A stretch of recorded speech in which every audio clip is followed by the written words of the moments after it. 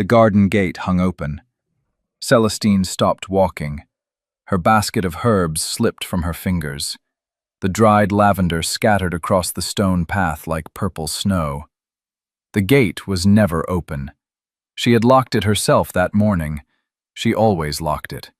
The garden was her secret, her only safe place in this cold manor house. Now someone had been inside. Her heart beat faster. She stepped through the gate.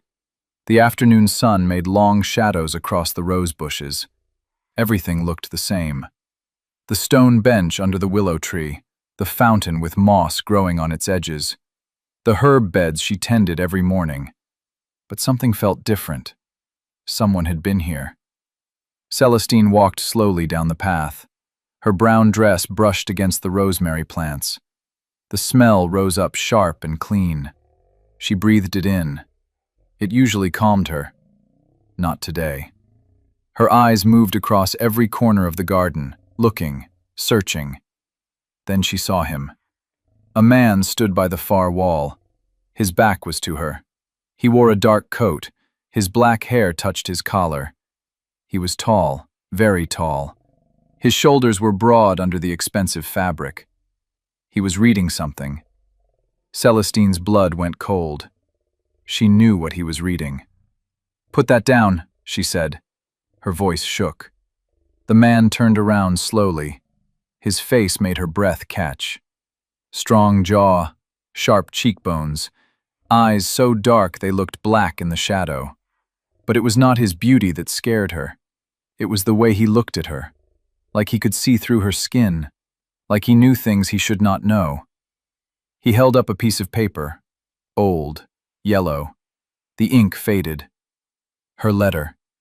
The letter she had buried 5 years ago under the rose bush by the wall. The letter no one was supposed to find. Ever. "You dropped this," he said. His voice was deep, calm, too calm. "That is mine," Celestine said. She stepped forward. Her hands became fists. "Give it back." "I found it in the garden," the man said. "Your garden, I assume." "Yes, my garden, my letter. Give it to me." He looked down at the letter again. His eyes moved across the words. Words she had written when she was 17. Words that could destroy her. "Interesting reading," he said. "You have no right." "I have every right." He folded the letter carefully, put it in his coat pocket. "This garden belongs to Thornbury Manor. Thornbury Manor belongs to my family. Everything in this garden belongs to me." Celestine felt the world tilt. "Your family," she whispered. "I am Ronan Thornbury," he said, "the new master of this estate. I arrived this morning." No. No, no, no. The master was supposed to be old, sick, living in London. That was what the housekeeper had told her. The master never came here. The manor was empty except for servants. That was why Celestine had taken the position. That was why she felt safe. But this man was not old. He was maybe 30, and he was here, standing in her garden, holding her letter, holding her secrets. "I did not know you were coming," Celestine said. She tried to keep her voice steady. "Mrs. Hartwell did not tell me." "I told no one," Ronan said.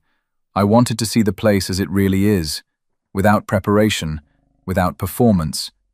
He stepped closer. Celestine wanted to step back, but she did not move. She would not show fear. Not to him. Not to any man. "Who are you?" Ronan asked. "Celestine Grey. I am the herbalist. I tend the garden. I make medicines for the village." "Celestine Grey." He said her name slowly, like he was tasting it. "And what was Celestine Grey doing burying letters in my garden?" "That is my business. Everything in this garden is my business." They stared at each other. The air between them felt heavy, thick, like before a storm. "The letter is old," Celestine said. "It means nothing now."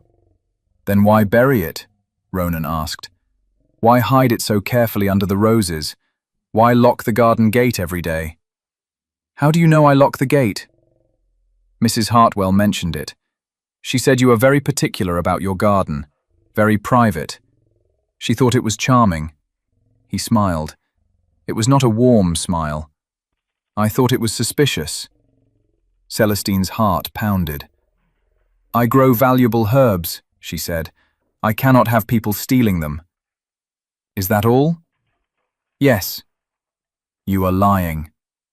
The words hit her like a slap. I am not. Your hands are shaking, Ronan said. Your face is pale.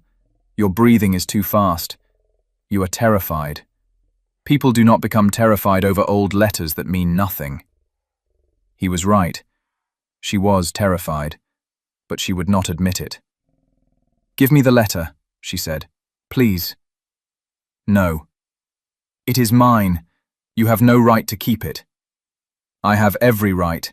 You buried it on my property. That makes it mine. Celestine felt tears burn behind her eyes. She would not cry. She had not cried in 5 years. She would not start now. What do you want? She asked quietly. Ronan tilted his head, studied her. I want the truth, he said. I want to know why a beautiful woman is hiding in my garden. I want to know what is in this letter that scares you so much.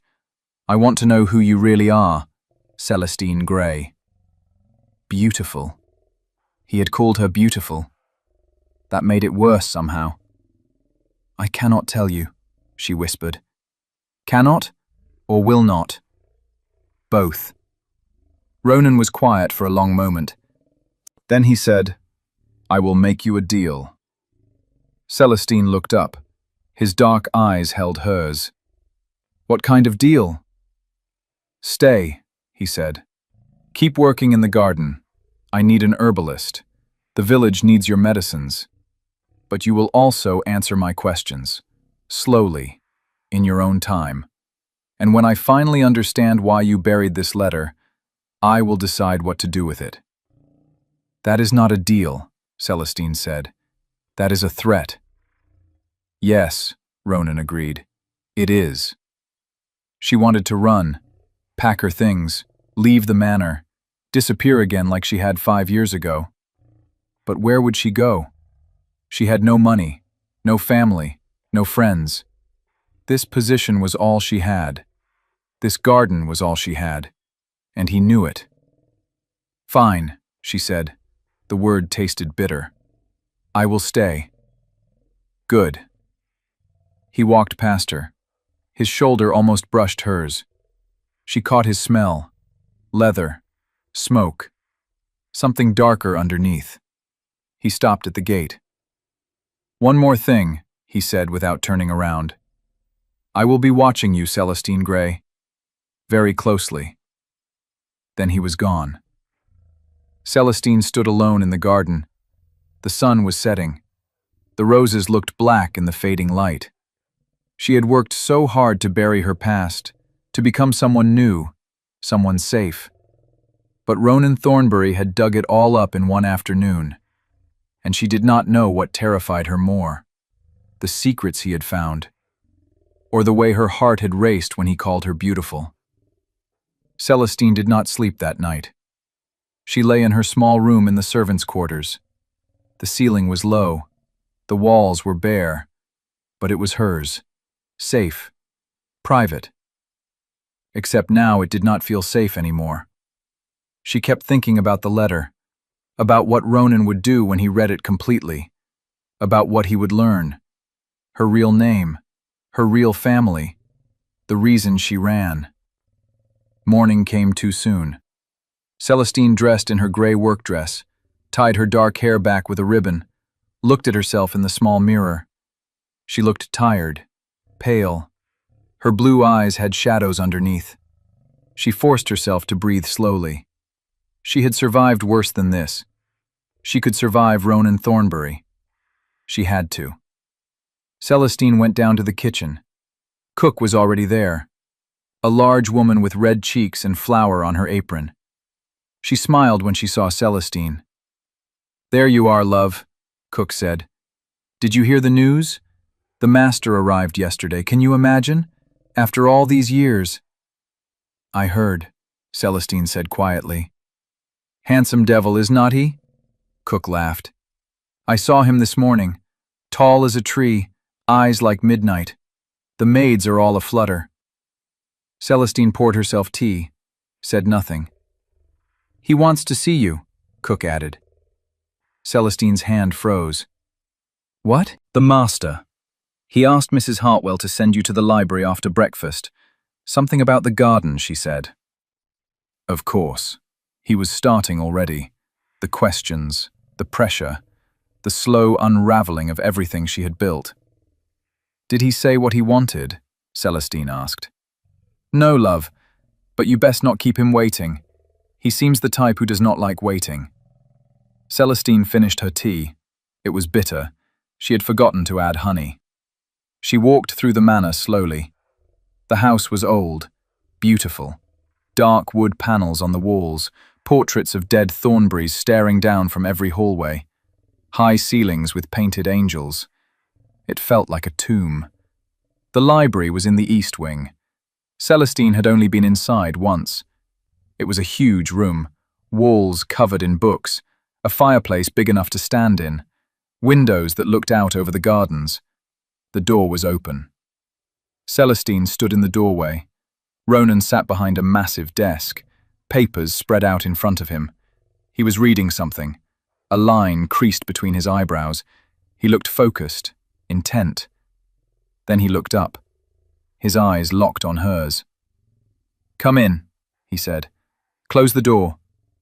Celestine's heart jumped, but she did what he said. Closed the door, walked to the desk. Sit, Ronan said. He pointed to a chair across from him. She sat. They looked at each other.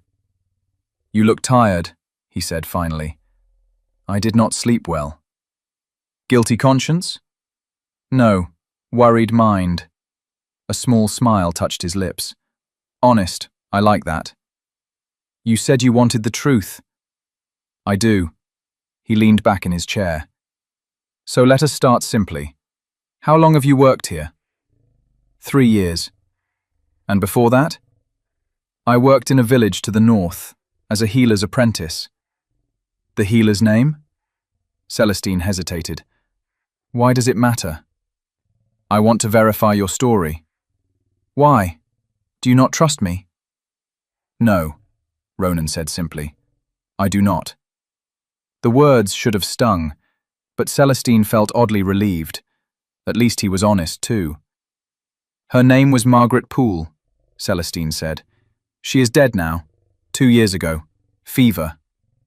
I am sorry. Are you?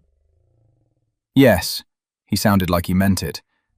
Death is always sad, even when we do not know the person. Celestine looked down at her hands. Margaret had been kind, one of the few kind people she had known. The woman had taken her in when she had nowhere to go, taught her about herbs, about healing, about hiding. Where did you live before the village? Ronan asked. Why do you care?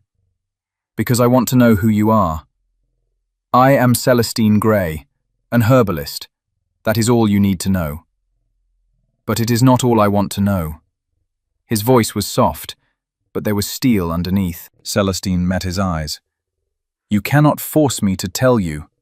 Can I not? No. I have your letter. That letter is 5 years old. It proves nothing. It proves you are running from something. Someone. Celestine's breath caught. He had read it. All of it. What did it say? She whispered. Ronan pulled the letter from his coat pocket, unfolded it carefully. It says, he read slowly, that you are sorry, that you had no choice, that you hope someday they will understand. He looked up. Who is they, Celestine? She did not answer. It also says you will never go back, that you would rather die than return. His voice grew quieter. What were you running from? A husband? A family? A crime? I will not tell you. Then I will find out myself. How? I have resources, money, connections. I can send letters to every village in England if I have to. Someone will know who you are. Someone will recognize your description. Celestine felt cold. He was right. If he tried hard enough, he would find out. It would take time, but he would succeed, unless she stopped him. "What do you want from me?" she asked. Her voice was raw. Ronan leaned forward, his dark eyes intense. "I want you to trust me," he said. That shocked her. "Trust you? You are threatening to expose me." "I am trying to understand you." "Why? Why do you care?" He was quiet for a long moment. Then he said, "Because I know what it is like to run." Celestine stared at him.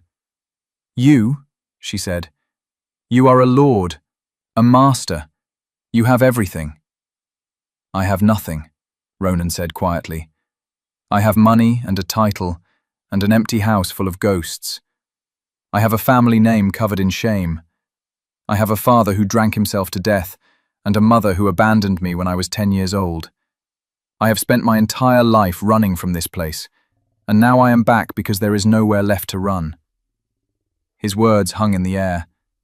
Celestine had not expected that, had not expected honesty. Raw, painful. "I am sorry," she said softly. "Do not be. I am only telling you so you understand. I know what secrets feel like. I know what shame feels like.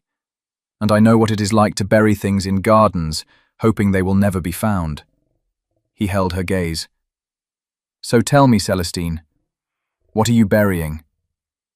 She wanted to tell him, suddenly, desperately, but the fear was stronger.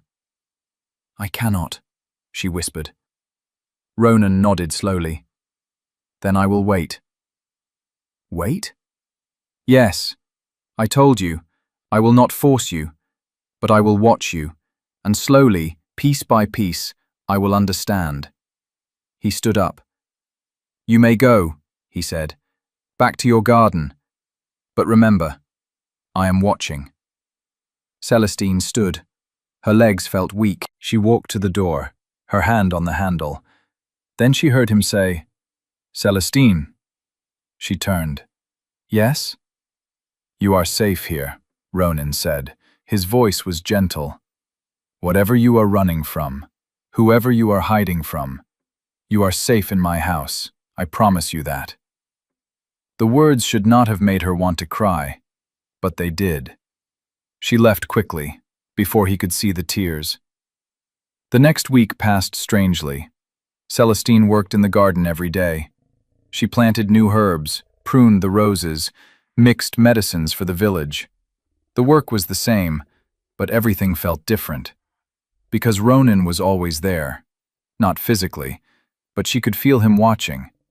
Sometimes she would look up and see him at a window, standing, staring down at the garden. Sometimes she would hear footsteps on the path behind her. She would turn. No one would be there. But she knew. He was keeping his promise. He was watching. It should have made her angry. Instead, it made her nervous, aware. Her skin felt sensitive. Her heart beat faster. She told herself it was fear, but she was starting to think it was something else. On the 8th day, Ronan came to the garden. It was late afternoon. The sun was low, the light golden. Celestine was cutting lavender. She heard the gate open, looked up. He stood in the entrance, tall, dark. His white shirt was open at the collar, his sleeves rolled up. He looked less like a lord, more like a man. "May I join you?" he asked. "It is your garden," Celestine said, "but it is your sanctuary." The word surprised her. Sanctuary. Yes, that was what it was. "You may stay," she said. Ronan walked down the path, stopped beside her, looked at the lavender in her basket. "It smells like summer," he said. "It helps with sleep and headaches. I could use some. I have not slept well since I arrived." "Why?" He smiled slightly. I keep thinking about buried letters and mysterious women. Celestine felt her cheeks warm. She looked down, focused on cutting. May I help? Ronan asked. That surprised her. You want to cut lavender? Why not? You are the master. You do not do this kind of work. Perhaps I want to. She handed him a knife. Cut just below the flower. Leave some stem. He took the knife. Their fingers brushed, just for a second, but Celestine felt it. A spark, a heat. She pulled her hand back quickly. Ronan said nothing, but she saw his jaw tighten. They worked in silence, side by side, cutting lavender. The smell surrounded them, sweet, clean. Tell me about herbs, Ronan said after a while. What do you want to know? Everything. How you learned. What you love about it. Why you chose this life. Celestine thought carefully. I did not choose it. It chose me. How? When I left my old life, I had nothing. No skills, no money. I met Margaret by chance. She was kind. She taught me. Gave me purpose. What did your old life look like? There it was. The question. Celestine cut another stem. Different. Better or worse? Both. Neither. She paused. It was not mine. That is what mattered. Ronan was quiet. Then he said, I understand that. My life was not mine either. It belonged to my father. His expectations, his failures, his shame. Is that why you left? Yes. I went to India for 5 years, worked, built my own fortune, became my own man. Why come back? Because he died, and someone had to take responsibility. Someone had to fix what he broke. Celestine looked at him, really looked at him. His face was hard, strong, but there was sadness underneath. Old sadness, the kind that never fully heals. You are a good man, she said softly. Ronan laughed. It was a bitter sound. No, I am not. You could have abandoned this place, let it fall apart, but you came back. That does not make me good. That makes me responsible. It makes you both. He turned to her, his dark eyes intense. You do not know me, Celestine. Neither do you know me. But I want to. The words hung between them. The air felt thick, charged, like before lightning strikes. Celestine's heart raced. She could not look away from him, could not breathe. Master Thornbury, a voice called. They both jumped.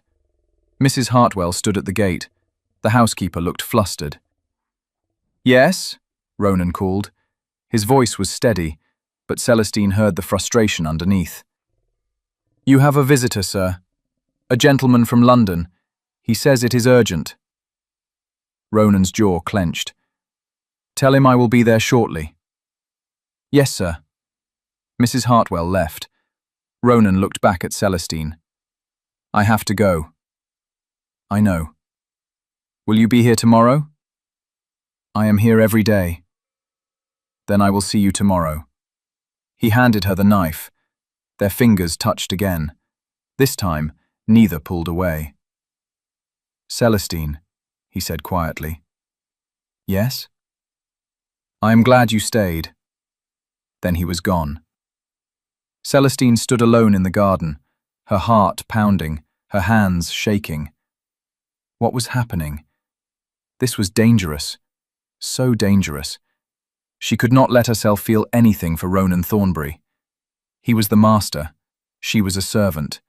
He had her letter, her secrets. He had power over her. But when he looked at her, she did not feel powerless. She felt alive. And that terrified her more than anything. 3 days passed. Ronan did not come to the garden. Celestine told herself she was relieved. It was better this way, safer. But she kept looking at the gate, waiting, hoping. She hated herself for it. On the fourth day she saw him again, but not in the garden. She had gone to the village to deliver medicines, an old woman with joint pain, a child with a fever, a young mother whose baby would not sleep. Celestine carried her basket through the narrow streets. The village was small. Stone houses with thatched roofs, a church with a cracked bell, a tavern where men drank and argued. She was walking past the tavern when she heard raised voices, shouting, angry. Then she heard Ronan. "I said no. That is final." Celestine stopped, looked through the tavern window. Ronan stood inside. His back was straight, his hands were fists. He faced a group of men, large men, rough men. One of them stepped forward. He was huge, a scar across his cheek. "You cannot refuse," the man said. "Your father agreed. He gave his word." "My father is dead," Ronan said coldly. "His word died with him." "Then you are a coward, just like him." Ronan moved fast. One moment he was still. The next, his fist was in the man's face. The man stumbled back. Blood poured from his nose. The other men surged forward. Celestine's heart stopped. Ronan would be hurt. Badly. She should leave. This was not her business. But her feet moved. She was inside the tavern before she thought about it. "Stop!" she shouted. Everyone froze. The men turned, looked at her. She must have looked strange. A woman in a plain dress, holding a basket of herbs, standing in a tavern full of angry men. "Get out of here, girl," one man growled. "This is not for women." "Master Thornbury," Celestine said. She ignored the man, looked only at Ronan. "Mrs. Hartwell sent me.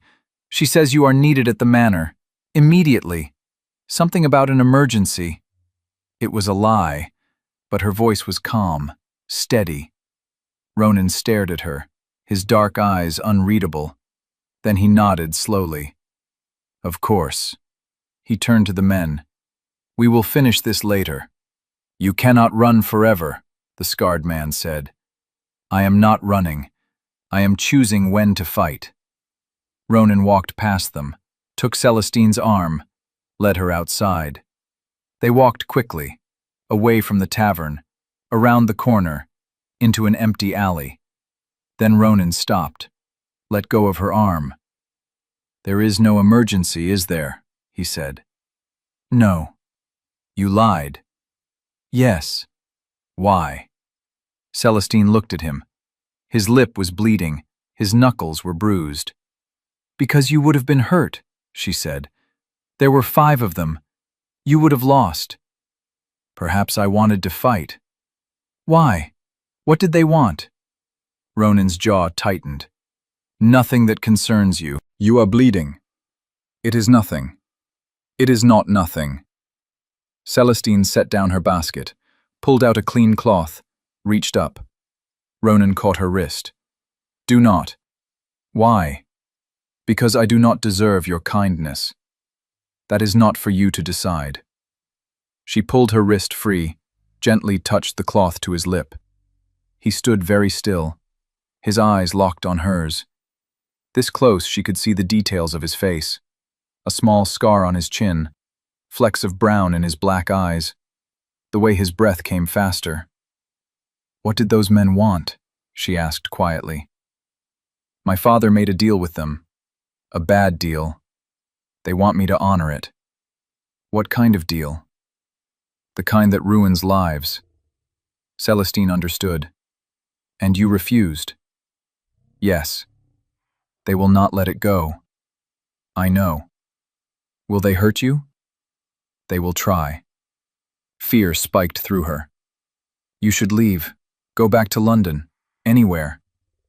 "I cannot." "Why?" "Because I am tired of running." He caught her hand, held it against his face. "I spent 5 years running from this place, from my father's legacy, from who I was supposed to be.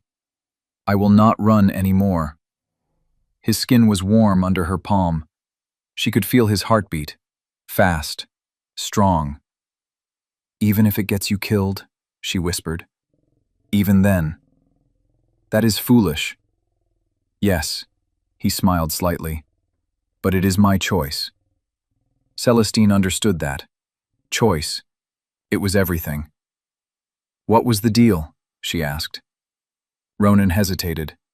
Then he said, "My father borrowed money. A lot of money. He could not pay it back. So he promised them land, part of the estate." "Why not just give it to them?" "Because that land holds the village homes. If I give it away, those men will evict everyone. They will tear down the houses, build factories. They do not care about people, only profit." Celestine felt something warm spread in her chest. He was protecting the village, protecting people he barely knew.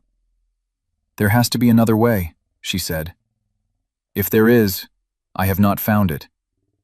"How much money?" £5,000. Celestine's breath caught. That was a fortune, an impossible amount. "Do you have it?" "No. I spent everything I had repairing the manor, paying my father's other debts. I have nothing left." They stood in the alley. His hand still held hers against his face. "We will find a way," Celestine said. "We?" She realized what she had said. "We, not you."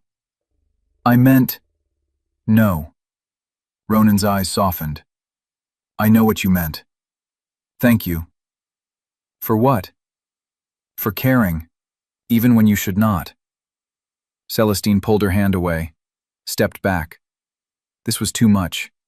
Too close. "I should go," she said. "Celestine, your lip has stopped bleeding. You should go home." "Wait." But she was already walking away, back to the village, back to safety. Except she did not feel safe anymore. She felt awake, alive, terrified, because she was starting to care about Ronan Thornbury, and that was the most dangerous thing of all. That night, Celestine could not sleep again. She lay in her small bed, staring at the ceiling, thinking about Ronan, about his debt, about the men who wanted to destroy the village, about the way his hand had felt holding hers. She should not care. This was not her problem, but it felt like her problem. The village had been kind to her. These people had accepted her. No questions, no judgment. She could not let them lose their homes, and she could not let Ronan face those men alone. An idea formed in her mind, dangerous, terrifying, but possible. Celestine got out of bed, lit a candle, pulled out a small wooden box from under her mattress. She had not opened this box in 3 years. Her hands shook as she lifted the lid. Inside was a ring, gold, with a blue stone. The only thing she had taken when she ran, the only thing from her old life. It had belonged to her grandmother. It was worth money, a lot of money, enough to help Ronan. But if she sold it, there would be questions. Where did a servant get such a ring? Who was she really? Selling it would expose her, but keeping it would let innocent people suffer. Celestine held the ring up to the candlelight. The stone sparkled, blue as deep water. She remembered her grandmother, soft hands, kind eyes, the smell of rosewater. "Use it wisely," her grandmother had said, "when you have no other choice." Was this that moment? Celestine did not know. She put the ring back in the box, closed the lid. She would think about it tomorrow, in the daylight, when her mind was clearer. But sleep did not come. She kept thinking about Ronan, about his bleeding lip, about the way he had said, "We will find a way," about the way she wanted to find a way, with him. Morning came slow and grey. Celestine dressed, went to the garden. The roses needed trimming. The herbs needed watering. Work would distract her. But when she opened the gate, Ronan was already there. He sat on the stone bench under the willow tree. His head was in his hands. He looked exhausted, broken. Celestine's heart clenched. "Ronan?" she said softly. He looked up. His eyes were red. He had not slept either. "I am sorry," he said. "I should not be here." "What happened?"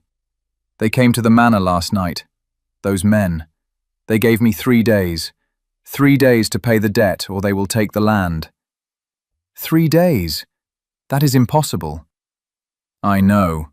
He laughed bitterly. "I have failed. The village, the estate, everything." Celestine walked to him, sat beside him on the bench. "You have not failed." "Yes, I have." "No, you tried. You fought. That is not failure." "What is it then?" "It is courage." Ronan looked at her. His eyes were so sad. "I do not feel courageous. I feel helpless." Celestine made a decision. She reached into her pocket, pulled out the wooden box. "What is that?" Ronan asked. "Hope." She opened the box, showed him the ring. His eyes widened. "Celestine, that is... Where did you get this?" "It belonged to my grandmother." "It is worth a fortune." "I know. I cannot take it." "You are not taking it. I am giving it to you." "No." He closed the box, pushed it back to her. "Absolutely not." "Ronan, this is yours, your family's, your past. I will not take it from you." "What good is the past if the present is destroyed?" Celestine asked. "What good is this ring if people lose their homes, if you lose everything you have worked for?" "I will not let you sacrifice this for me." "It is not for you. It is for them, the village, the people." "That is a lie." Ronan's voice was rough. "You are doing this for me, and I will not allow it." "You cannot stop me." "Yes, I can. I refuse to accept it." They glared at each other. Then Celestine said, "Why? Why will you not let me help you?" "Because you have already lost too much," Ronan shouted. The words echoed in the garden. He stood up, paced, his hands in his hair. "I read your letter, Celestine. I read it over and over. You lost your home, your family, your name. You lost everything and ran with nothing. You rebuilt yourself from ashes, and now you want to give away the one piece you have left? No, I will not let you destroy yourself for me." Tears burned in Celestine's eyes. "I am not destroying myself. I am choosing. Finally. After 5 years of hiding and running and being afraid, I am choosing to do something good, something that matters. Do not take that from me." Ronan stopped pacing, looked at her. "Why does it matter to you?" he asked quietly. "Why do you care what happens to me, to this place?" Celestine stood up, walked to him. "Because you made me care," she said. Her voice shook. "Because you saw me, really saw me. Not the servant, not the herbalist. Me, the person underneath. And because when you look at me, I do not feel like I am hiding anymore. I feel like I am home." The words hung in the air. Ronan stared at her. Then he closed the distance between them. His hands cupped her face, gentle, trembling. "Celestine," he whispered. "Yes?" "I am going to kiss you." "Yes." His lips touched hers, soft, careful, like she was made of glass. Celestine's breath left her. Her hands gripped his shirt, held on. The kiss deepened. Ronan's arms wrapped around her, pulled her close. She could feel his heartbeat against hers, fast, wild. This was wrong, dangerous, impossible, but it felt like the only right thing she had ever done. When they finally pulled apart, they were both breathing hard. "I should not have done that," Ronan said. "I am glad you did." "You are a servant. I am the master. This cannot happen." "It already did." He touched her face, traced her cheek with his thumb. "I do not care about your past, Celestine. I do not care who you were or what you ran from. I only care about who you are now, and I am falling in love with who you are now." Celestine's heart stopped. "Love," he said, "love." "You do not know me," she whispered. "Then tell me everything. Let me know you." This was the moment, the choice. Keep hiding, keep the secrets, keep the walls, or let him in. Celestine took a shaky breath. "My real name is not Celestine Grey," she said. Ronan waited. "It is Celestine Ashford. I am the daughter of Lord Henry Ashford. I was engaged to be married when I was 17, to a man I did not love. A cruel man. He hurt me. Not with fists, but with words, with control. He owned me. My father allowed it because the man had money, power." Her voice broke, but she kept going. "The night before the wedding, I ran. I stole my grandmother's ring and ran. My father sent men to find me, to drag me back, to force me to marry. But I hid, changed my name, learned herbs so I could survive. And I buried that letter in your garden 3 years ago because I needed to bury who I was. I needed to become someone new." Tears streamed down her face now. "That is who I am, Ronan. A coward, a runaway, a liar." Ronan's hands were still on her face. He looked at her with such intensity. "No," he said fiercely. "You are a survivor. You are brave. You are strong. You saved yourself when no one else would. There is no shame in that. There is only courage. My father might still be looking for me. Then I will protect you. The man I was supposed to marry will never touch you again. I promise you that." Celestine sobbed.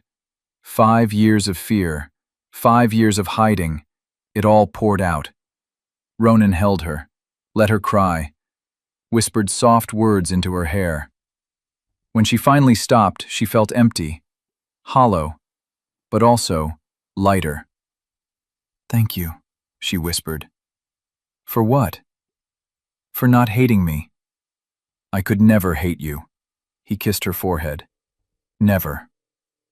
They stood in the garden, holding each other. The sun rose higher.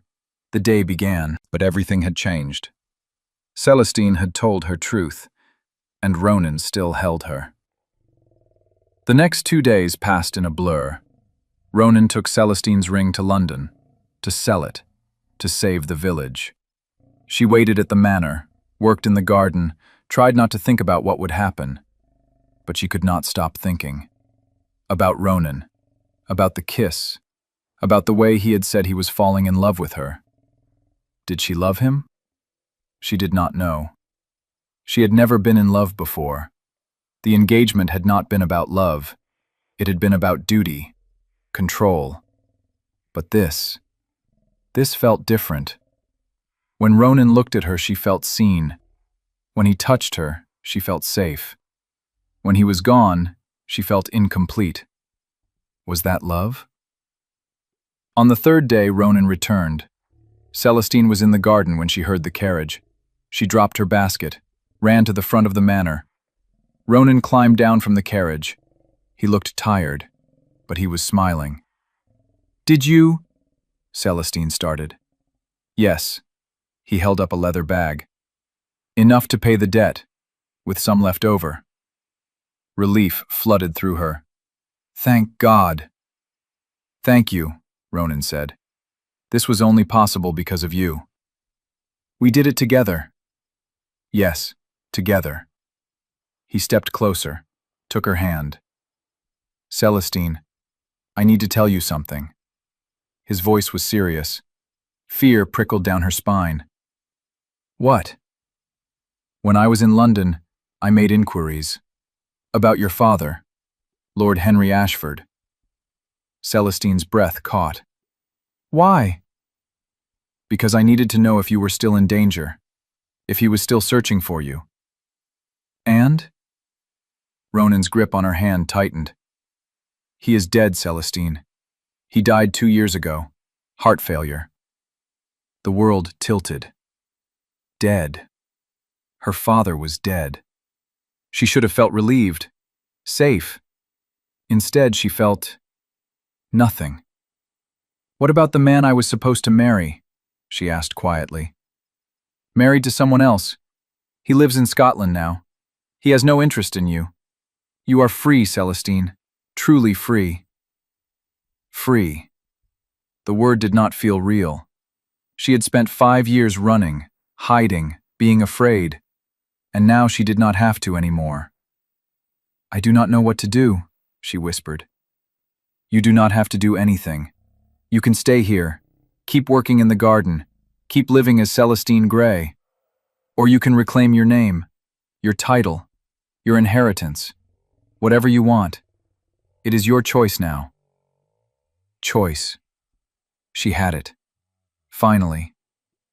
Celestine looked at Ronan, at his dark eyes, his strong face, the way he looked at her like she was precious. "What do you want?" she asked.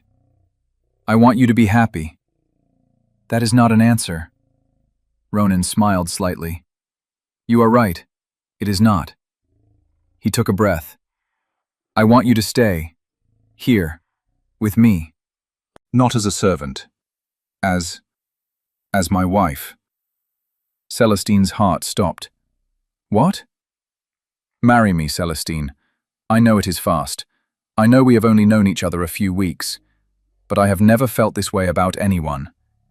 You make me want to be better, to do better. You make this empty house feel like a home." Tears filled her eyes. "Ronan." "You do not have to answer now. Think about it. Take all the time you need." "Yes." He blinked. "Yes?" "Yes. I will marry you." A huge smile broke across his face. He lifted her up, spun her around. Celestine laughed, actually laughed. It felt strange, wonderful. When he set her down, he kissed her, deep, passionate, full of promise. When they broke apart, they were both grinning. "We should tell Mrs. Hartwell," Ronan said. "She will faint." "Probably." They walked hand in hand into the manor. But as they reached the door, a carriage pulled up the drive. A fancy carriage, black, with gold trim. Celestine's smile faded. "Who is that?" she asked. "I do not know." The carriage stopped. A footman opened the door. A man stepped out. He was tall, thin, with silver hair and cold blue eyes. Celestine's blood went cold. She knew this man. "Lord Pemberton," she whispered. Ronan looked at her sharply. "Who?" "The man I was supposed to marry." No. No, no, no. This was not possible. Pemberton was supposed to be in Scotland, married, gone. But here he was, walking toward them, a cruel smile on his thin lips. "Celestine," he said. His voice was smooth, like silk. "How lovely to see you again." Ronan stepped in front of Celestine. His body was tense, ready to fight. "You are not welcome here," Ronan said. Pemberton's cold eyes flicked to him. "And who are you?" "Ronan Thornbury, master of this estate. Leave. Now." "I think not. I have business with Celestine." "She wants nothing to do with you." "Does she not?" Pemberton looked past Ronan, at Celestine. "Why do you not ask her?" Celestine could not speak, could not move.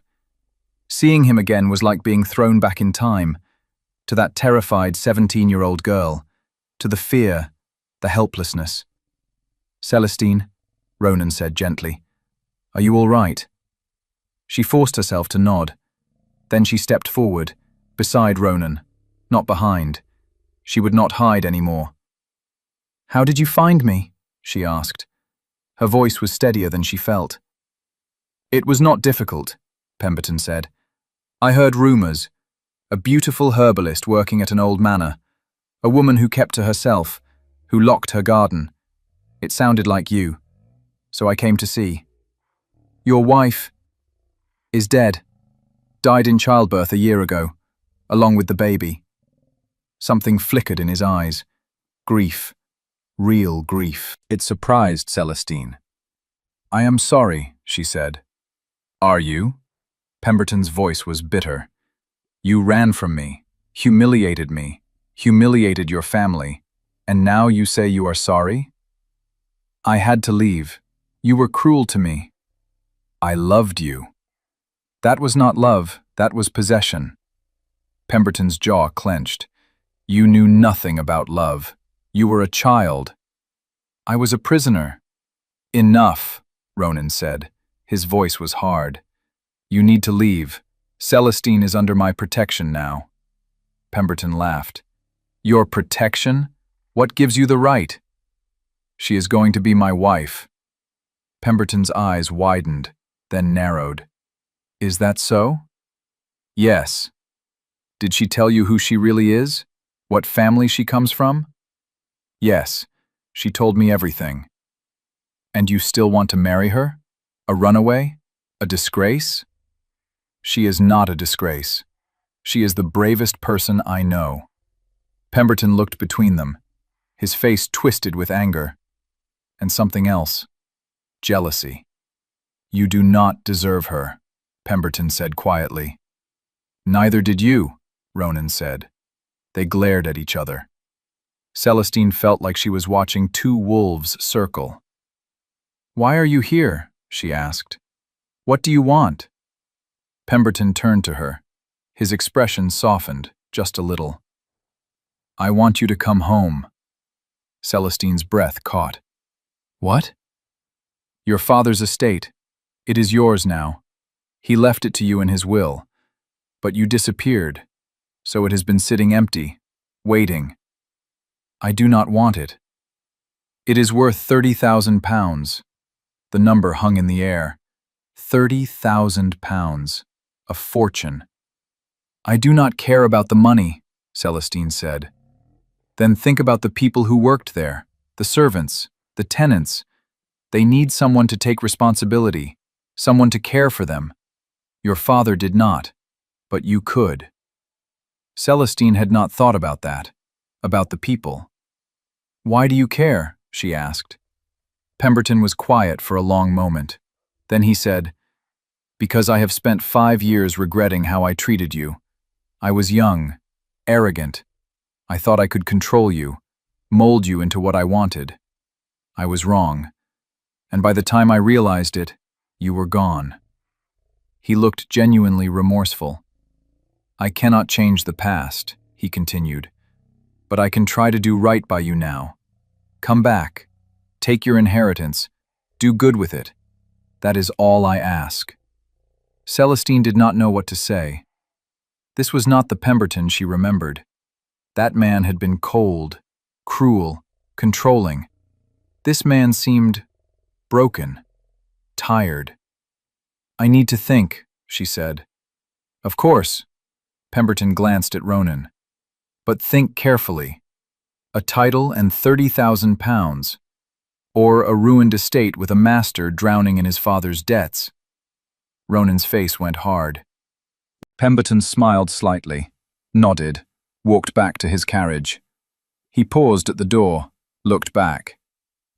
You have 3 days, he said. Then the estate will be sold, and you will lose everything.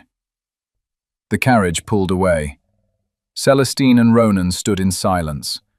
Finally, Ronan said, He is right. What? About me, about this place. I am drowning, Celestine.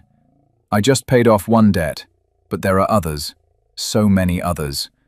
The manor is falling apart. The land is not producing. I am trying, but I do not know if it is enough. Ronan, if you take your inheritance, you could do so much good, help so many people. You would not be trapped here, with me, with my problems. Celestine grabbed his face, made him look at her. Listen to me, she said fiercely. I do not care about titles, or money, or estates. I care about you. I choose you. You do not have to choose. You can have both. Take your inheritance. Use it to help your father's people. I will wait for you. I will always wait for you." "No." Tears streamed down her face. "No. I spent 5 years running. I will not run anymore. I will not leave you." "Then let me come with you." That stopped her. "What?" Ronan took her hands. "Come with me. We will go to your father's estate together. We will fix it, help the people there, and then we will come back here. We will fix this place too, together, like we did with the debt." "That will take years." "I know. It will be hard." "I know." "You would do that? Leave your home? For me?" "This is not my home," Ronan said softly. "You are." Celestine's heart broke open. She kissed him, poured everything into it, all her love, all her fear, all her hope. When they broke apart, they were both crying. "Is that a yes?" Ronan whispered. "Yes, yes, 1,000 times yes." He laughed, kissed her again. "We should tell Mrs. Hartwell," he said. "She is definitely going to faint." Definitely. They walked into the manor, hand in hand, ready to face whatever came next, together. That night, Celestine went to the garden one last time. She would be leaving soon, going to her father's estate with Ronan, starting a new life. But first, she needed to say goodbye to this place. The garden had saved her, given her purpose, given her peace. She would always be grateful for that. Celestine walked the familiar paths, touched the roses, smelled the lavender. The moon was full. Everything glowed silver. She walked to the willow tree, to the stone bench, where Ronan had sat, where they had kissed, where everything had changed. She sat down, looked up at the stars, and then she saw it. A piece of paper, stuck in the branches of the willow tree. A letter. Celestine's heart skipped. She stood up, reached for it, pulled it down. The paper was new, the ink was fresh. She unfolded it and began to read. "Dearest Celestine, I found your letter in this garden, the one you buried 5 years ago. I read it, every word, and I understood. You were running from pain, from control, from a life that was not yours. I have been running too, from different things, but running all the same. When I saw you in this garden, something in me recognized something in you. 2 broken people, 2 runners. But you taught me something. You taught me that running is not the same as cowardice. Sometimes running is survival. Sometimes it is the bravest thing you can do. You ran. You survived. You rebuilt yourself. And now you are helping me rebuild too. I do not have pretty words. I am not a poet. But I know this. I love you. I loved you the moment I saw you standing in this garden with lavender in your hair. I loved you when you lied to save me from a fight. I loved you when you offered me your grandmother's ring. I loved you when you told me your truth. And I will love you every day for the rest of my life. This garden is where I found your letter, where I found your secret. But it is also where I found you. And finding you was finding home. Forever yours, Ronan." Celestine read the letter 3 times. Tears poured down her face. She pressed the paper to her chest, over her heart. He loved her. He had written it down, made it real, permanent. She heard footsteps behind her, turned. Ronan stood at the gate, his dark eyes soft in the moonlight. "You found it," he said. "When did you write this?" "Last night. I could not sleep. I kept thinking about your letter, the one you buried, how it was full of pain, and I wanted you to have a new letter, one full of love." Celestine could not speak. She walked to him, threw her arms around his neck. He held her tight. "I love you too," she whispered. "I was afraid to say it, afraid it was too soon, too fast. But I do. I love you so much." Ronan pulled back, looked at her face. "Say it again." "I love you." "Again." "I love you."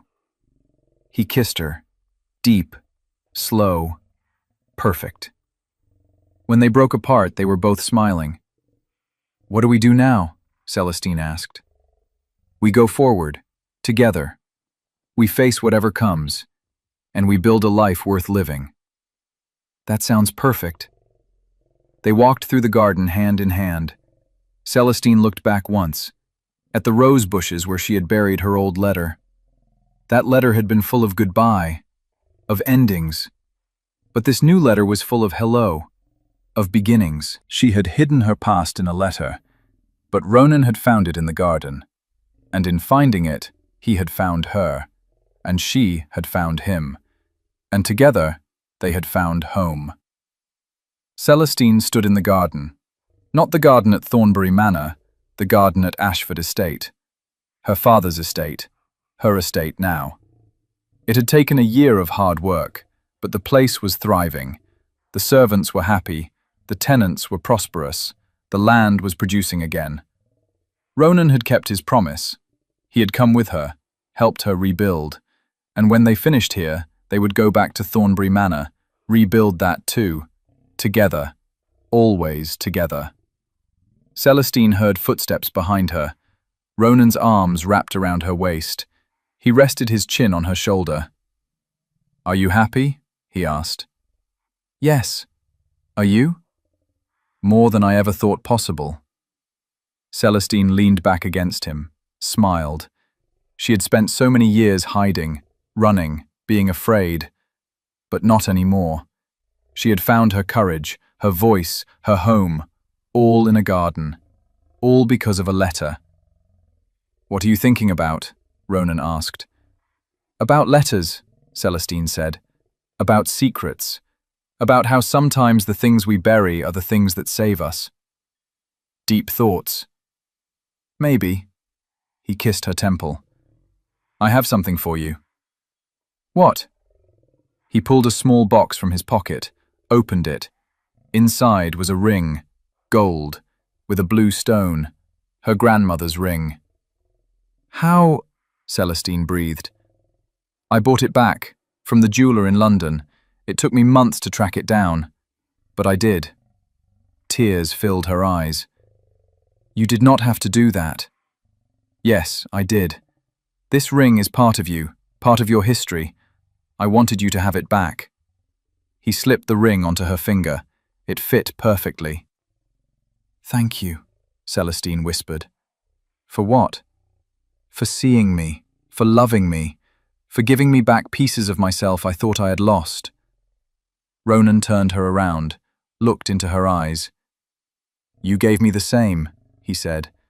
"Before you, I was just existing, going through motions, but you taught me how to live, how to love, how to be brave." "We taught each other." "Yes, we did." They kissed, soft, sweet, full of promise. When they broke apart, Celestine looked down at the ring on her finger, then at the wedding band beside it. 2 rings, 2 parts of her life, past and present, together. "Shall we go inside?" Ronan asked. "Cook made your favorite dinner." "In a moment. I want to stay here just a little longer." "Then I will stay with you." They stood in the garden, watching the sun set. 2 people who had been running, 2 people who had found each other, 2 people who had found home. All because of a letter hidden in a garden, and a man brave enough to read it, and a woman brave enough to let him.